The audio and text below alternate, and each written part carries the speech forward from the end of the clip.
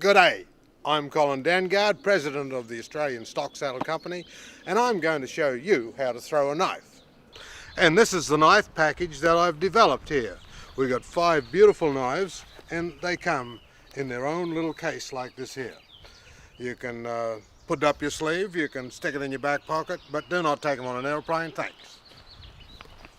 First of all, there's really only one way to throw a knife, and there's really only one way to hold it. And you hold it as if you're shaking somebody's hand like that. That's how it's held. And it's a release. You are throwing and releasing, okay? Now it's all about distance and rotation.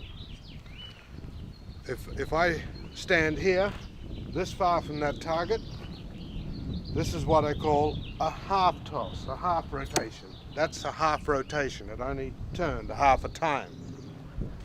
Now, if I go back here, now for my height and this length of knife, a good distance from this target here is 3 of my steps. 1, 2, 3, and 1 more foot. That's a workout. So then now I'm at the distance for a complete rotation. And this is how it goes.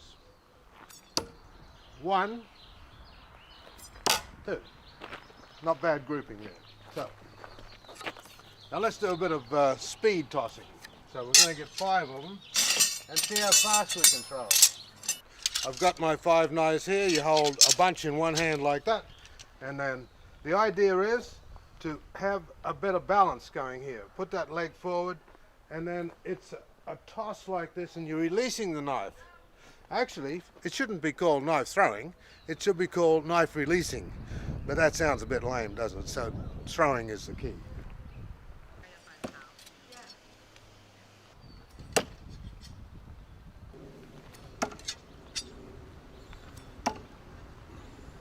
Don't you love that sound? You might notice with this, that was a good toss because it ran true. That wasn't too bad, that wasn't too bad. These ones here are a little bit, I am guilty there of under-rotating, I didn't do exactly the same tossing this knife as I did that knife. So I'm going to try and correct myself on that.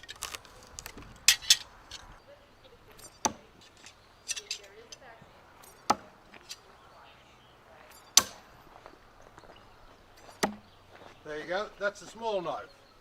And not bad grouping if I say so myself. You can see that what I'm doing here is constant. I'm releasing the knife at the same time and in the same way. One thing about knife throwing, it's a bit like anything else. The more you do it, the better you get at it. My delivery men come here to pick up saddles and deliver stuff all around the world, and they all stop with their truck here and they throw knives for 20 minutes. That's why my UPS bill is probably so big. Knives have been around for a long time, thousands and thousands of years, way before gunpowder. Sticking people was one of the original way we killed each other. And it got more and more exotic as time went on. Knives changed, but there's swords and there's knives and there's lances, and anything that'll pierce a human being was used in warfare.